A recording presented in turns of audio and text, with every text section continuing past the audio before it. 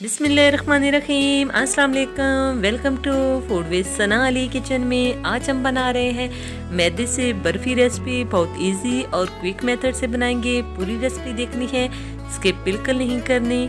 बहुत ही टेस्टी बनने वाली रेसिपी है और जो है किचन में मौजूद चंद चीज़ों से हम ये रेसिपी तैयार करेंगे। चलें जी, बनाना शुरू करते हैं।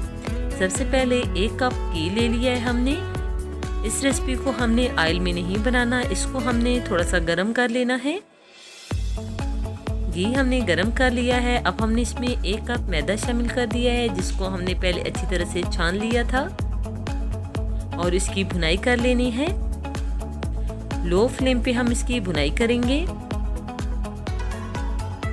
6 से 7 मिनट तक हम इसकी भुनाई करेंगे, बिल्कुल लो फ्लेम पे, ताकि इसका कच्चापन ख़त्म हो जाए और एक अच्छी सी खुशबू आने लगे।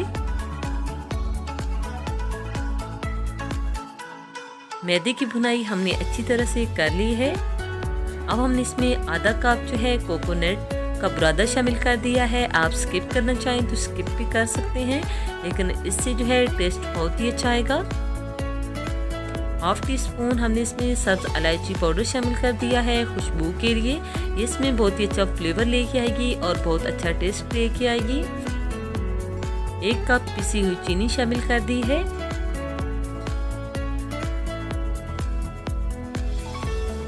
और इसको भी हमने अच्छे से मिक्स कर लेना है, बिल्कुल लो फ्लेम पे।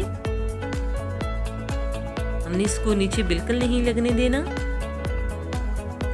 1 कप हमने इसमें दूध शामिल कर देना है, थोड़ा थोड़ा करके, और इसको हम अच्छे से मिक्स करते जाएंगे और लो फ्लेम पे कुक करते जाएंगे।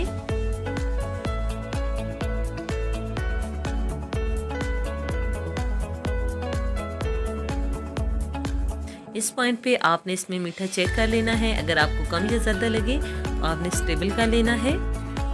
एक मोल्ड को हमने ऑयल से ग्रीस कर लिया है और ये बर्फ़ी का बैटर हम इसमें शामिल कर देंगे और स्पैचुला की मदद से हमने इसको अच्छे से प्रेस करके सेट कर लेना है।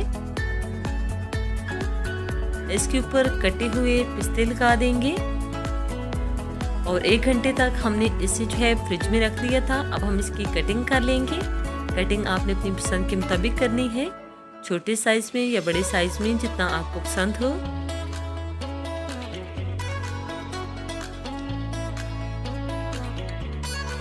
बहुत थोड़ी सी मेहनत से हमने ढेर सारी बर्फ़ी तैयार कर ली है और ये बर्फ़ी खाने के बाद आप बाज़ार की बर्फ़ी लाना भूल जाएंगे। बहुत ही यमी बनने वाली ये रेसिपी है। आप ये रेसिपी ज़रूर ट्राई कीजिएगा। अगर चैनल पे नए हैं तो जल्दी से हमारे चैनल को लाइक कर दीजिए, सब्सक्राइब और शेयर भी ज़रूर करना है। कमेंट करके अपनी कीमती राय का इज़हार भी ज़रूर करना है कि आपको ये रेसिपी कैसी लगी। ये आप देख सकते हैं कितनी सॉफ्ट हमारी बर्फ़ी तैयार हुई है। ओके जी, अपना ख्याल रखिएगा। अब मुलाकात होगी नेक्स्ट वीडियो में।